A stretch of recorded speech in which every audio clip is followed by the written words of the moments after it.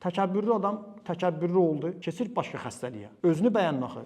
Səni aşağı görür axı. Dalınca danışır. Qeybət eləyir. Bu qeybət niyə eləyir? Qeybətin səbəbləri var. Biri budur. Səni aşağı gözündən baxır, özünü üstün görür. Abır aparır. Niyə? Təkəbbürlüdür axı. Girir məclisə. Oturanda, duranda istəyir ki, ona çox böyük dəyər versinlər, onu qaldırsınlar. Görür, yox, cəmaət məni qaldırmadı, cəmaət mənə bəh-bəh demədi, narahat olur. Başlayır abır aparmaya. Bunlar belədilər.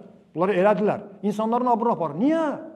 Nə olub? Heç də bunu saymayıblar. Abır aparır, qeybət eləyir, paxıllıq eləyir. Kitabımızda var ki, digər günahları etməkdən çəkinmir. Niyə? Çünki özünü üstün görür, özünü ağıllı görür. Həqiqətən adam şahid olurlar. Bəziləri namaz qılandan sonra da məsciddən çıxanda təkəbbürlə çıxır. O təsbehi götürüb zikr eləyəndə də onun o simasına, onun o qiyafəsinə baxırsan ki, hiss olunur ki, bu başqa adamdır da. Bunun təsbehi də başqadır. Bəli. Namaza da duranda bəziləri görmüsünüz bəlkə, namaza duranda demir ya Allahın qabağında Allah belə sınsınlar zəlil. Yox, təvazökar durmaq lazımdır. Normal durmaq lazımdır. Şəriətdə deyiblər də necə durmaq. Məsələn, Allahın qabağında duranda da iki ayaqların belə də açır əllərin, elə də durub Allahın qabağında. Elə bil ki, bu adam nəsə Allahla başqa söhbəti var.